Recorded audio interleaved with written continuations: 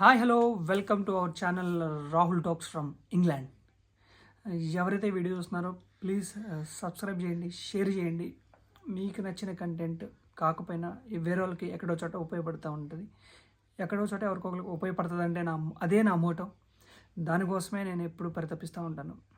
Just pass on information which ever the people they need it. ఈ content already తమ్మునేలు చూసే ఉంటారు.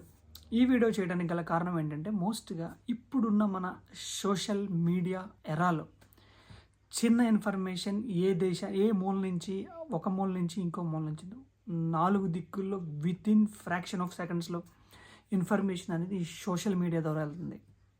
అసలు మనం ఎక్కడున్నా ఏ సిచ్యువేషన్లో ఉన్నా కానీ సోషల్ మీడియా యాక్సెసిబుల్ ఉంటే ప్రతి చోట కానీ ఇన్ఫర్మేషన్ ఒక దగ్గర నుంచి ఇంకో దగ్గర నుంచి ఈజీగా పాస్ అయ్యే ఉన్న ఎర్రలో మనం ఉన్నాం. ఇప్పుడు నాకు వచ్చిన ఆలోచన ఏంటంటే నేనే కాకుండా ఇప్పుడు ఫర్ ఎగ్జాంపుల్ నేనేం చేస్తున్నాను, మిడిల్ క్లాస్ పీపుల్కి, లోవర్ మిడిల్ క్లాస్ పీపుల్కి వాళ్ళకి నా తోచిన ఒక సజెషన్, ఒక ఒక గైడెన్స్ అనమాట. హెల్ప్ అనే కన్నా మనం హెల్ప్ చేసినంత గొప్ప వాళ్ళం కాకపోయినా జస్ట్ వాళ్ళకి ఒక గైడెన్స్, వాళ్ళకి ఒక సజెషన్, వాళ్ళకి ఒక పాత్రను మనం క్రియేట్ చేయాలనే నా ఉద్దేశం. ఇది నా కంటెంట్, యూట్యూబ్ ఛానల్ మెయిన్గా కంటెంట్ కూడా అదే. ఒక మిడిల్ క్లాస్ ఫ్యామిలీ నుంచి కానీ లోవర్ మిడిల్ క్లాస్ ఫ్యామిలీ వాళ్ళకి ఒక చేయూతని ఇవ్వాలి. ఆ టైం అది ఎప్పటికి వస్తుంది అనేది నేను డైలీ నాకు తోచిన అవేర్నెస్ వీడియోలు చేయటం, నర్సింగ్కి సంబంధించింది కానీ ఒక జనరల్ ప్లాట్ఫామ్లో కానీ ఎలా రావాలి, ఏంటి అబ్రోడ్ లైఫ్, ఎవరికి ఏది క్రియేట్ చేయాలనే నా కంటెంట్ తప్ప అంతకు మించి ఏది ఉండదు మ్యాక్సిమం. ముఖ్యంగా యూట్యూబర్స్ చాలామంది ఉన్నారు. బట్ ముఖ్యంగా ఇంకో ఇంపార్టెంట్ థింగ్ ఏంటంటే ఎవరైతే అప్పుడు ఇండియాలో ఉండి కొంతమంది స్టూడెంట్స్ కానీ వీళ్ళు ఇక్కడ ఇంగ్లాండ్కి వచ్చేసి యూఎస్ఏ వెళ్ళి కొంత స్టేట్స్, ఆస్ట్రేలియా వెళ్ళి, కెనడా వెళ్ళి, న్యూజిలాండ్ వెళ్ళి, జర్మనీ వెళ్ళి ఇలా చదువుకోవడానికి వెళ్తున్నారు. వాళ్ళలో చాలామంది యూట్యూబ్ ఛానల్ మొదలెడుతున్నారు. బట్ వాళ్ళు చేసే హెల్ప్ ఫ్యూచర్ స్టూడెంట్స్ కానీ ఫ్యూచర్ జనరేషన్స్ కానీ ఏంటి అంటే వాళ్ళు యూట్యూబ్ ఛానల్ స్టార్ట్ చేస్తున్నారు. ప్రతిదీ ఇలా రావాలి ప్రాసెస్, ఎలా మేము ఈ కన్సల్టెన్సీ ద్వారా వచ్చాము, ఆ కన్సల్టెన్సీ ద్వారా వచ్చాము, మాకు ఇంత ఖర్చు అయింది ఏంటి అని ప్రతి ఒక్క స్టూడెంట్ ప్రతి ఒక్క వాళ్ళ పర్సనల్ వ్లాగ్లో యూట్యూబ్ ఛానల్లో ఖచ్చితంగా పెడుతున్నారు. వాళ్ళు మీరు ఫాలో అవ్వండి. ఖచ్చితంగా ఎవరికొకరికి యూస్ఫుల్ ఇన్ఫర్మేషన్ ఎక్కడో చోట తగులుతుంది ఖచ్చితంగా. ఇలా చాలామంది చేస్తున్నారు. బట్ ఎవరైతే చేయట్లేదు, ఇప్పుడు ఫర్ ఎగ్జాంపుల్ పెద్ద యూట్యూబ్ ఛానల్స్ అని, నేను చిన్న యూట్యూబ్ ఛానల్స్ గురించి మాట్లాడట్లేదు. పెద్ద యూట్యూబ్ ఛానల్ ఆల్రెడీ ఎస్టాబ్లిష్డ్ అయిన ఛానల్స్ ఉన్నాయి.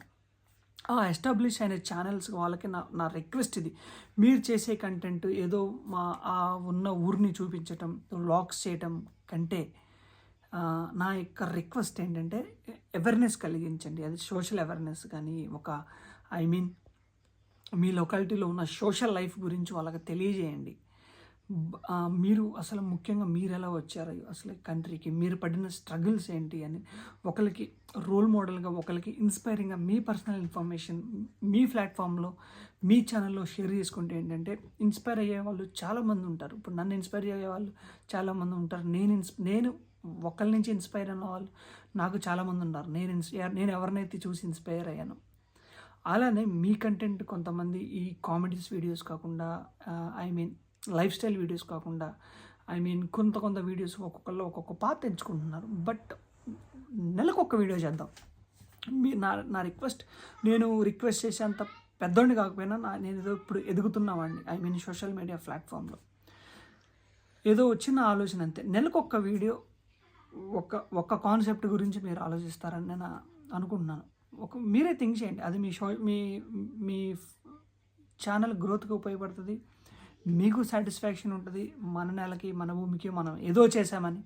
ఖచ్చితంగా నెలలో ఒకరోజు ఒక సోషల్ అవేర్నెస్ గురించి వీడియో కానీ, ఒక middle class lower middle class ఫ్యామిలీకి మనం ఆ స్టూడెంట్కి కానీ ఎవరైతే నిరుద్యోగి ఉన్నాడో తనకి మనం చేయూతనిచ్చిన వాళ్ళని ఖచ్చితంగా అవుతాం. ఒకటే గుర్తుపెట్టుకోండి, ఇప్పుడున్న ఇదివరకు ఎవరైతే యూకే వెళ్ళారో అప్పుడు సెటిలర్స్ అయ్యారో యూఎస్లో కానీ అమెరికాలో కానీ న్యూజిలాండ్లో కానీ ఆస్ట్రేలియాలో కానీ జర్మనీలో కానీ మన పెద్దలు వెళ్ళిన వాళ్ళకి ఏంటంటే యాక్సెసిబిలిటీ లేదు. వాళ్ళకి మేము ఎలా వచ్చాము ఏంటి అని చెప్పే అంత ఫ్రీడమ్ వాళ్ళు ఇవ్వలేదు వేరే వాళ్ళకి. పలానాడు ఆస్ట్రేలియా ఉన్నాడు రా, పలానాడు అమెరికాలో ఉన్నాడు. ఎలా వెళ్ళాడంటే వెళ్ళాడు అంతే. అప్పట్లో చేయూతనిచ్చిన వాళ్ళు కూడా తక్కువ. ఇప్పుడున్న జనరేషన్ ఏంటంటే అసలు ఆల్రెడీ నా చుట్టుపక్కల చూస్తూ ఉంటాను అనమాట. ఇప్పుడు ఒకడు వస్తే ఒకళ్ళకి హెల్ప్ చేస్తున్నారు. హెల్ప్ లైక్ చైన్ రియాక్షన్ వెళ్తుంది అనమాట. ఇప్పుడు ఒకళ్ళ అన్న వస్తే తమ్ముడిని ఎలా తీసుకురావాలి ఏంటి అనేది వాళ్ళు అంత ఫ్యామిలీని అంత డెవలప్ చేసుకుంటున్నారు. తనే రాకుండా ఫ్యామిలీ నుంచి వాళ్ళ తమ్ముడిని రాపించడం, ఇక్కడ వాళ్ళ తమ్ముడిని మంచి కోర్స్ ఎడ్యుకేషన్ చేయించి మాస్టర్స్ ఇక్కడ చేయించడం, లేదా సర్టెన్ డిగ్రీ ఎక్కడ చేసి ఉంటే జాబ్ ఎలా రావాలి ఏంటి అని, టైర్ 2 వీసాలు ఎలా వేసుకోవాలి ఏంటి అని ఇన్ఫర్మేషన్ గ్యాదర్ చేసుకుని వాళ్ళ ఫ్యామిలీకి వాళ్ళు పాస్ ఆన్ చేస్తున్నారు, వాళ్ళ ఫ్రెండ్స్కి వాళ్ళు పాస్ ఆన్ చేస్తున్నారు. అప్పట్లో ఏంటంటే ఈ ఇన్ఫర్మేషన్ అనేది ఎవరు ఇచ్చేవాళ్ళు కాదు. ఇప్పుడు మనం ఆల్రెడీ నేను చెప్పినట్టు సోషల్ మీడియా యుగంలో ప్లాట్ఫామ్లో ఆన్ ఫింగర్ టిప్స్ ప్రతి ఇన్ఫర్మేషన్ పాస్ అయిపోతుంది. ఇప్పుడు నేను రీచ్ అయ్యే వీడియోస్ యూఎస్లో చూస్తారు, ఆస్ట్రేలియా చూస్తారు, కెనడాలో చూస్తారు, సింగపూర్లో చూస్తారు, ఇండియాలో చూస్తారు, ఇక్కడ యూకేలో కూడా చూస్తారు. బట్ మనం ఇచ్చే కంటెంట్ యూస్ఫుల్ కంటెంటా కాదా అనేదే మనం చూసుకోవాలి. ఇప్పుడు ఫర్ ఎగ్జాంపుల్ కొంతమంది వాళ్ళ పర్సనల్ లైఫ్ని చెప్తూ ఉంటారు. ఆ పర్సనల్ లైఫ్ అనేది మనకి ఇన్స్పైరింగ్గా ఉండాలి. ఆ personal life useless personal life అనేది మనకి అసలు ఒక రకంగా అనవసరం కూడా. ఇప్పుడు ఫర్ ఎగ్జాంపుల్ మన పర్సనల్ లైఫ్ ఎలా ఉండాలంటే మన చిన్నప్పుడు స్ట్రగుల్స్ పడి ఒక మెట్టు ఎక్కి పైకి ఎలా వచ్చామనేది ఇన్స్పైర్ చేస్తే అది వేరేవాడికి ఖచ్చితంగా యూజ్ అవుద్ది. దానికి బ్యాడ్ కామెంట్స్ వస్తాయి, మరి నీ పర్సనల్ లైఫ్ ఎందుకు చెప్తున్నావు అని. ఆల్రెడీ ఎందుకు పర్సనల్ లైఫ్ని ఇన్స్పైరింగ్ పర్సనల్ లైఫ్ని ఎందుకు షేర్ చేయాలంటే మనలాంటి ఫ్యామిలీ ఆల్రెడీ ఆపోజిట్గా ఒక ఫ్యామిలీ ఉంటారు ఖచ్చితంగా. ఫర్ ఎగ్జాంపుల్ నా యూట్యూబ్ వీడియో ఎవరైతే చూస్తున్నారో ఖచ్చితంగా నా same family, same financial background, same income, same per capita, వాళ్ళు కూడా సేమ్ అదే రీచబుల్ ఉంటారు. వాళ్ళు ఏమనుకుంటారంటే అబ్బా అందరూ వెళ్తూ ఉంటారు, నేను ఎందుకు వెళ్తాను ఓకే నా వల్ల అవుతుందా, అంత డబ్బులు ఖర్చు అవుతాయి ఏంటి అని ఆగే వాళ్ళే ఉంటారు. ఎందుకు అంటే ఒకానొక్కప్పుడు నేను కూడా అలానే ఫీల్ అయ్యాను. అసలు మన వల్ల అవుతుందా, అసలు మనం పక్కనున్న హైదరాబాద్, బెంగళూరు, చెన్నైయే ఎప్పటికో పెద్ద అయిన తర్వాత వెళ్ళాము, అసలు హైదరాబాద్ యుఎస్ స్టేట్స్ దాటి మనం వెళ్ళగలమా అనేది ఒక క్వశ్చన్ ఏర్పడుతుంది. ఆ క్వశ్చన్ని తొలగించడానికి నా మోటో మెయిన్గా. అలానే నేను నాతో పాటు మీరు కూడా జాయిన్ అయ్యి మీరు కూడా ఇలాంటి అవేర్నెస్ క్రియేట్ చేస్తే ఇంకా రీచ్ త్వరగలుగుతుంది. మీరు చేసే వర్క్ నిజంగా అప్రిషియేటింగ్ థింగే. బట్ పెద్ద పెద్ద యూట్యూబర్స్ థింక్ చేయండి, మీరు బెట్టింగ్ యాప్స్ని ప్రమోట్ చేయకుండా. మెయిన్గా నేను చాలా చూస్తున్నాను బెట్టింగ్ యాప్స్ని ఎవరైతే యూట్యూబ్ ఛానల్లో ప్రమోట్ చేస్తున్నారో. ఈ బెట్టింగ్ యాప్స్ మీరు ప్రమోట్ చేసేటప్పుడు మీరు ఖచ్చితంగా మీ ఫ్యామిలీ మెంబర్స్తో ఆడిచ్చారా, మీరు ట్రస్ట్ వర్తీగానే మీరు చేస్తున్నారు, it's well and good. Me family మెంబర్స్తో మీరు ఆడిచ్చారా? ఎందుకంటే డబ్బులు వస్తున్నాయని మీరు చెప్తున్నారు. డబ్బు ఆశ అనేది ప్రతి ఒక్కరికి ఉంటుంది, నాకు ఉంటుంది, ఎవరైతే వీడియో చూస్తున్నారో నీకు ఉంటుంది ఖచ్చితంగా. బట్ ఫర్ ఎగ్జాంపుల్ నేను ప్రమోట్ చేస్తున్నానంటే నేనేం చేస్తాను, ఫర్ ఎగ్జాంపుల్గా డబ్బులు వస్తున్నాయి కదా అని నేను వేరేవాడికి చెప్పను. ఫస్ట్ అరే డబ్బులు వస్తున్నాయి కదా, ముందు మన ఫ్యామిలీతో ఆడిద్దాం, మన ఫ్యామిలీకి డబ్బులు ఎక్కువ వస్తాయి కదా అని ఒక సింపుల్ లాజిక్ థింగ్ ఉంటుంది మనలో. మనిషికి కావాల్సిన ఆశ అనేది మనలో అప్పుడు రేకెత్తిచ్చిద్ది అన్నమాట, ఆశ.